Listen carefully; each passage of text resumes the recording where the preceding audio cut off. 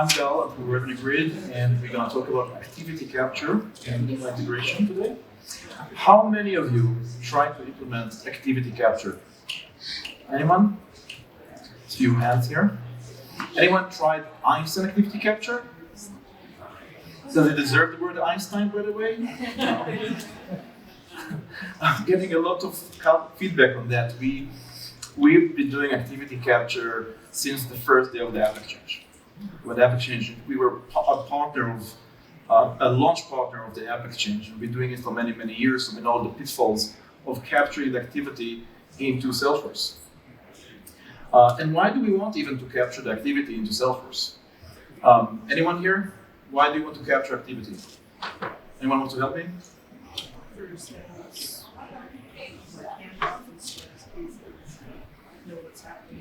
To know what's happening, right? To know what's happening. You know how many people I spoke to kind of admins that tell me, well, sales want to know what's happening and they have no idea. You know why? Because the salespeople don't want to log the information into Salesforce.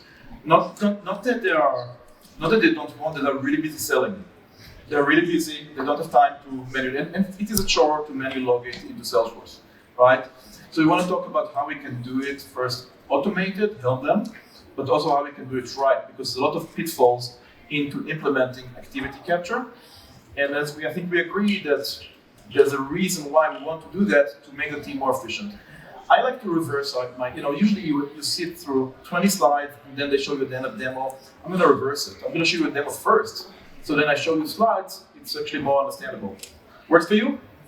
Awesome.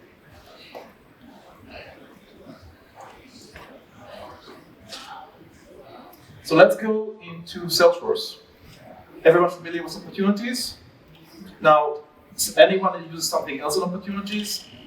I don't know, many banks, you have a loan, custom object, mortgages, patient intake. You know, it can be any object. I'm giving you just an example. Please do not think of it, oh, it's just for sales. And also, please don't be confused that we are called Revenue Grid. Salesforce is still called Salesforce, right? It's not just revenue, it's really any process that you need to capture activity for, right?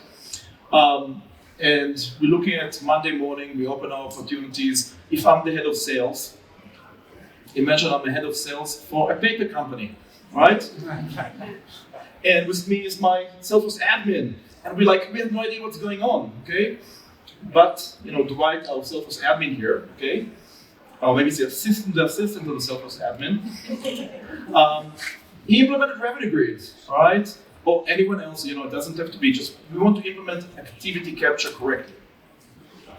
And if we can capture the activity and we can put it into the right object, now Michael Scott can have visibility into his opportunities and he can see, is there activity, right? Because now we don't need to do it manually. We don't rely on the salespeople spending time during the day on that.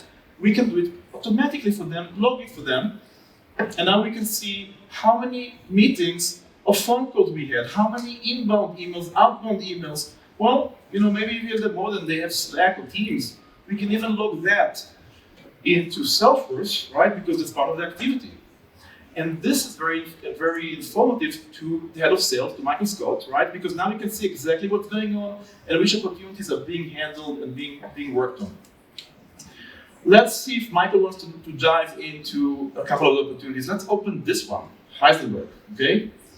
Let me refresh. This is a large opportunity. It's supposed to close in about 10 days. If we're going to scroll down, we want to see, is there activity here? So we can actually match the activity that comes from Salesforce and show it on the opportunity. In this case, let's see who's the sales rep on this.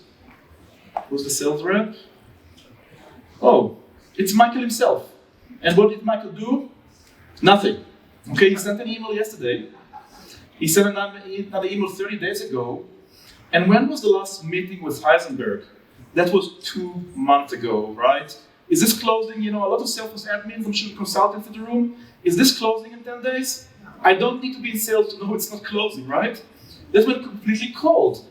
But when you actually capture the activity, you don't need to use hand waves and the sales rep in the room says, I have it, I'm on the phone. He isn't on the phone, as he isn't on email. It is cold and not closing. So if I'm the head of sales, I can tell him, well, let's do something. Let's move it to the next quarter. let's close it, or you need to go to pray, because this is not closing right now. Where's Heisenberg? He's busy. Let's look at another opportunity here. Start Industries, also supposed to close in 10 days, larger opportunity. Again, we want to bring all the activity automatically into Salesforce and visualize it. You can see here in green meetings, in yellow inbound emails, in blue outbound emails, and in purple Slack or Teams messages. Anyone is using Teams? Anyone using Slack? Okay. How amazing it is to get this activity and also log it into your Salesforce objects, right? Because people use it now. We don't use only email anymore. What about Zoom? Anyone use Zoom? How about logging Zoom's activity, right? Right? DocuSign. We send DocuSigns. We can get all of that into Salesforce. And not only that, great. It worked in the morning. You see. Okay. Not only that, we can see who is also talking to who. That's really important. Are we talking to the right people? That's very valuable. Lots of people trying to tell me, we love relationship intelligence, we're trying to create it. What we do is we look at all the activity that happens outside of Salesforce, because we have this information. In your email system, we can see who's talking to who. We can see is Michael here in touch. He's in touch with Jarvis, who's a project manager. And you can see he had 0 meetings with the decision maker. We want our teams to be multi-threaded, we want to talk to multiple people, or we want to see who has relationships. Okay? We can see, if we look at the email system, we can see the CEO was involved. And we can see that Michael wasn't involved, but Leanne was involved, had communication with Tony Stark, the CEO of the company. And he's not even in Salesforce, but he's in the communication. That's super important. But our sales team did not bother to put him in Salesforce as a decision maker, but he was in the communication. Now we can identify it and reach out to Michael. Now, who wants to be more proactive? Who wants the team to know what's going on, right? You want to actually use this activity data to tell people when things are going wrong. For example, 30 days until you didn't hear from a decision maker for 30 days. Even if you reach out, you want to know when someone, salespeople's like, yeah, I've reached out to them. Did they answer? That's important, right? We want to know that. We can flag those that don't have an answer. In fact, I can go back here, if I'm the head of sales, and I can look here and just click here, let's see, here, I'm just doing this. No inbounds in the last 30 days. I can filter all those opportunities where we didn't hear for 30 days. That's super important for the head of sales. It's super important for our sales team, and we can make them way more efficient by taking this data from Salesforce and matching it with the data that happens outside of Salesforce, and really make it much more insightful about what's going on in their org unit activity. Now, so to be more proactive, we can do those signals, and we can build those signals, right? We want to work with the sales team and say, what do you want to know? If you're head of sales, what do you want to know? I want to know if there's 30 days with no communication. I want to know if we're not only talking to one person, okay? I want to know if I didn't send out an agreement and there's 30 days from the close date, then there's no way we can close it. So there's multiple things that if I'm a head of sales, I want to know, and this can be customized. The same way you customize sales on stages, you can customize those, what we call it signals, but think of it, you can also do it with Salesforce triggers. Now, the head of sales might want to know more things, right? They want to know also how is a team performing, right? So we can look at our team and can see each one of our team how performing. Michael here might want to know how he's performing. Let's look at Michael's. So this is Michael's activity last week. You know what he was doing? Procrastinating. Or maybe he was really busy logging manually activities to Salesforce. He didn't have time to make calls, but he didn't make them before our pipeline call on Friday, right? Jokes aside, it's very valuable as a one-on-one tool to be able to see activity and be on the same page. And if someone is falling behind, help them. In addition, what about if you have branches? Maybe you have sales team across the country. You want to look at them. So you can look at the data in many different ways. For example, here we can see teams. Instead of it can be teams, it can be branches. So we can look at an aggregated way from, the board level or CEO level. I want to see how my team is performing. Or maybe I'm a regional manager. I have branches in my area. I can see all of these. By the way, any questions so far? Okay. So we saw Michael. We saw how he's doing. What about if we want to understand in the high level, right? At the boardroom level, how is everyone doing? We can use the same data to look at even aggregated. And please, it's an overwhelming chart initially, but don't get overwhelmed. It's very simple. You can see Salesforce stages, and you can see color code where we're losing deals, right? And it doesn't have to be deals. It can be loans, it can be mortgages, it can be patients, it can be any custom object. Maybe we want to see where we're not answering service requests. And we can see it visually where we have a problem here. You can see here in black, we have a loss of lossage here in the qualification stage. So when you want to understand the data, you can really use now, because when you have all the activity data, you can really dig into that and understand it in different ways. Is it helpful? Okay, see some people nodding. So again, it's like, without that, and there's always an admin said, I know how to create dashboards, but you don't have the data. First bring the data, then you create amazing dashboards to your sales team, because that's what they want to know. They want to know where's the activity, where they have issues, where's this risk. Any questions? I think you kind of were... Yeah, the wheels are true. Okay, good. This comes with concentrated on. It's not a self activity capture. It's not what we call Einstein activity capture. This is, we kind of complement it with extra functionality, right? So we built this. We've been doing activity capture, as I mentioned, since 2006. We can cover every use case of activity capture that people throw at us, and there's a lot of those that are not covered by other tools.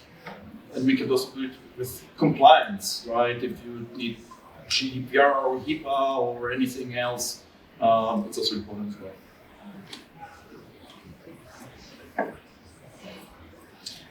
So let's go back. I think you understand kind of what it is right now, and we can go back into PowerPoint and talk a little bit more about activity capture, right? And why do that, right? So first of all, it's because we want activity reports, right? We want to understand what's going on. So if I have sales, my request for a Salesforce admin or the RevOps team is, tell me what's going on, right? And that's why I want to get the data in, right? I want to see how many touches we have. I want to see how much activity we have, and that's important. So the first thing that we want to do is get this information into Salesforce and into the right places in Salesforce, right? And then we can create this visibility into our pipeline. And I don't like the word pipeline because pipeline means sales. I'm sure a lot of you, who uses Salesforce here not for sales? So there are a few hands raising. And it can be anything. It can be fundraising if it's a non-profit, right? It can be patient activity if you are in healthcare, right? It can be, as I mentioned, you might be a banker and you are selling loans or writing loans. So there can be really a lot of different processes that are not sales related.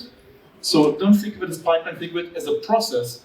And how can we get this activity that really happens in your calendar or your email and match it to Salesforce to be more insightful and visible. I mentioned relationship intelligence when I showed the demo. I think it's really important. I think it's really important to use the data outside of Salesforce to know who we know. I have so many requests on that. One was like, that I didn't think of. Like one said, hey, we have all those different branches.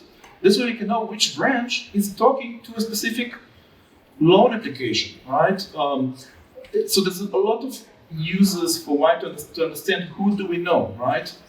And it's not only just in the typical sales scenario, it can be many other types of use cases around, did we have communication with this individual or with this company, with this group, and who do we know, and who spoke with them, and when, right? And are we talking to the right people?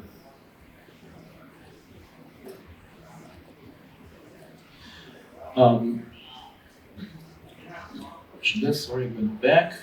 Here we go. And then we want to actually be smarter. Now that we have the data in, okay, can we use the data in a smart way? Can we identify where things go wrong? Can we use AI? Everything is AI now, right? I still think ChatGPT is a little magic because it's pretty impressive.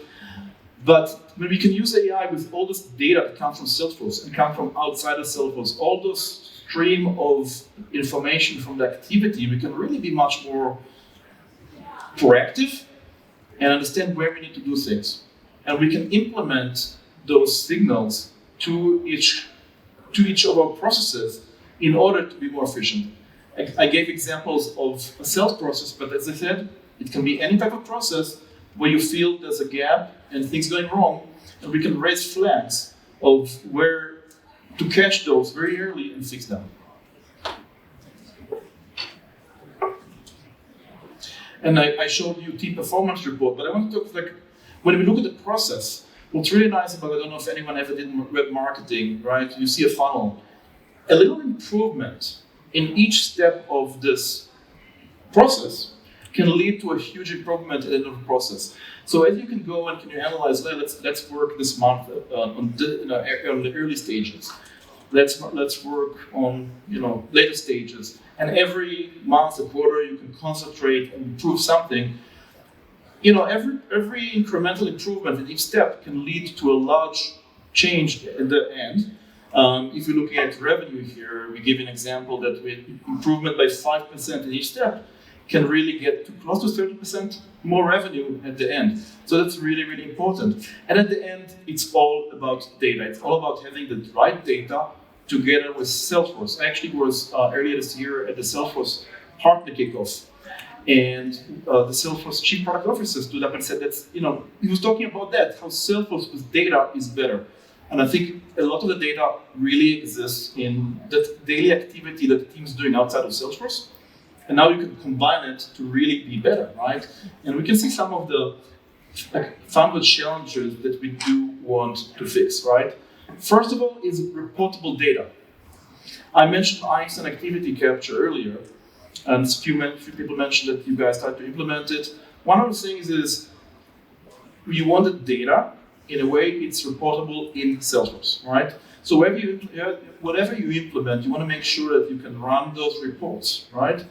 And get them in Salesforce in a way that you can report for your sales team or your business side of the company on what they need to be more efficient.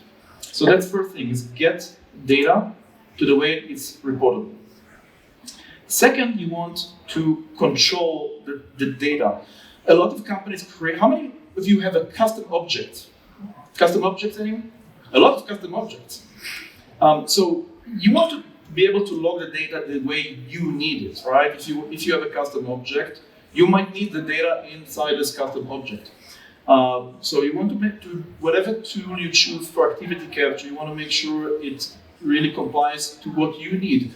Bring it into the right object of Salesforce.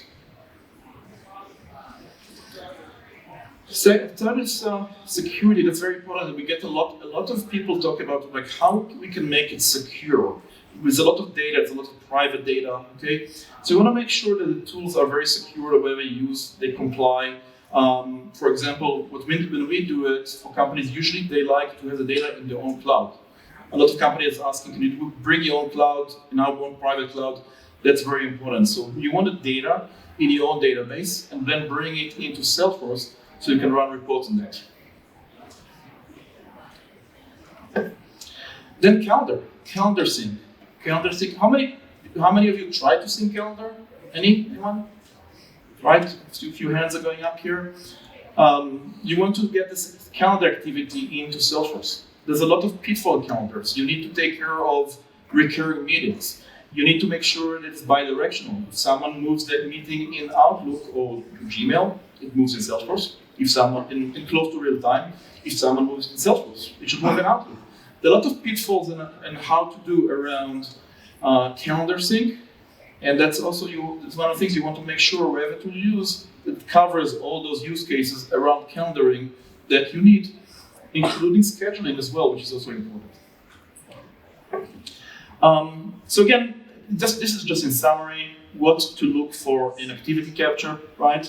You want to make sure that you can report, you want to make sure it's secure, you want to make sure it's customizable.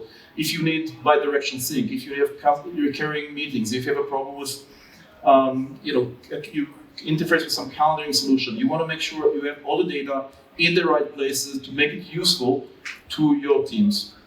So I think that's pretty much from what I wanted to share with you, and I would like to get some questions. So suppose choosing to capture solutions inbox and the sort of architect team has concerns because noise. You want to make a microphone? Okay, we can hear. It's a small room, we can hear. Sorry. Yeah.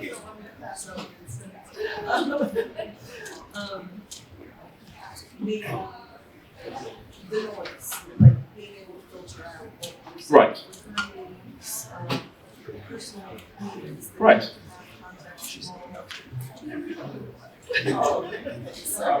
It's okay. I'll repeat the question. The question was about syncing activity and make sure to be able to filter out what should be there, whether it's emails or calendar events. So yeah, you want a tool that you can, for example, one way to do that is have a filter around private things, and just right-click it, choose private, and filter, or use categories, and then use filter on those categories, so it won't filter those categories.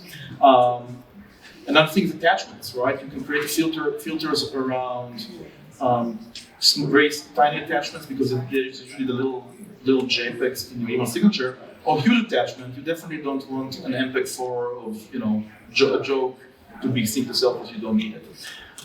So you want to be able to create filters. You want also to be able, so you can use categories for that. You can use filters, or you can cherry pick. I want to have only certain type of information that will trigger syncing to Salesforce. So there's a lot of ways to implement filters to do it correctly.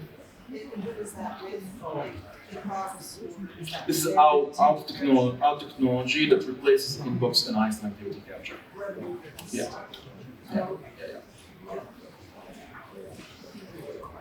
Yeah.